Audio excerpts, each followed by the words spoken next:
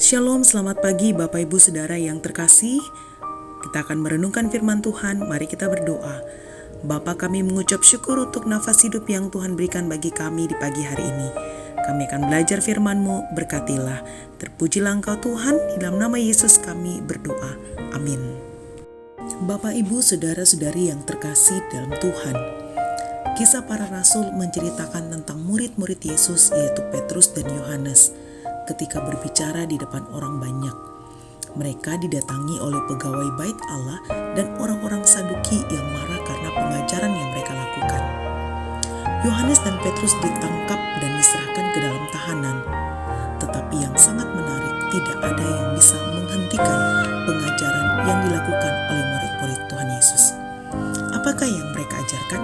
Mereka mengajarkan tentang Injil keselamatan di dalam Yesus Kristus dalam ayatnya yang ke-20.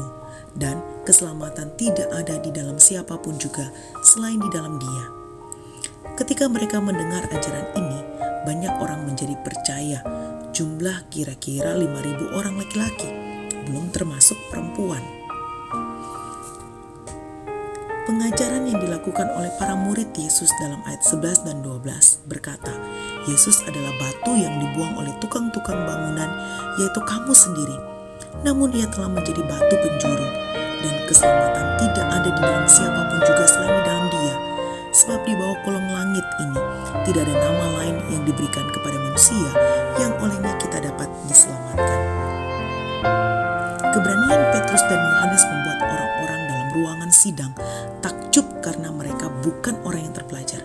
Mereka hanya dikenal sebagai pengikut Yesus. Dari kisah ini tidak membuat Yohanes dan Petrus mundur sedikit pun. Malahan mereka semakin berani untuk memberitakan Injil dan mengadakan mujizat-mujizat.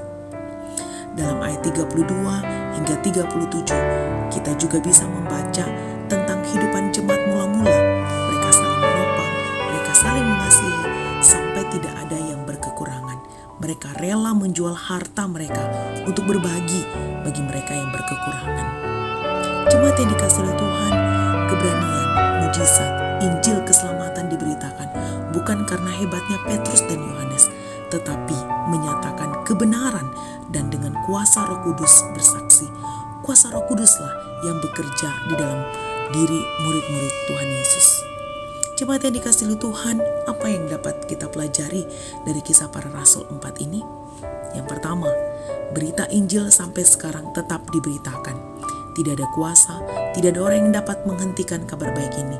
Berita tentang Kristus yang bangkit dan memberikan hidup yang kekal bagi mereka yang percaya harus tetap diberitakan kepada mereka yang belum percaya.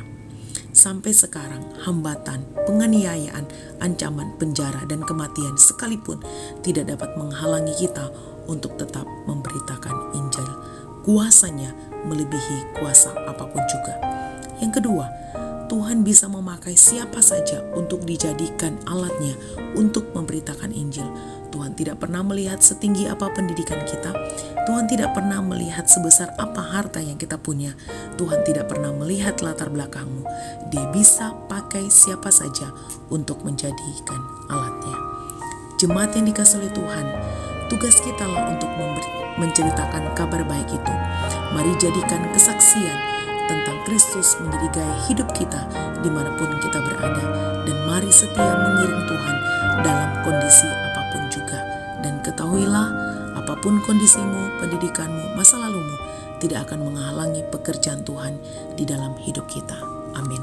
Mari kita berdoa. Bapa, kami mengucap syukur untuk kebenaran firman Tuhan dari Kisah Para Rasul ayatnya yang keempat. Mampukan kami, kuatkan kami ya Roh Kudus untuk tetap menjadi saksi Tuhan di tengah-tengah dunia ini. Kami serahkan seluruh aktivitas kami sepanjang hari ini. Biarlah kami membawa terang Tuhan dan jadikan kami berkat bagi banyak orang. Terpujilah Engkau Tuhan, di dalam nama Yesus kami berdoa. Amin.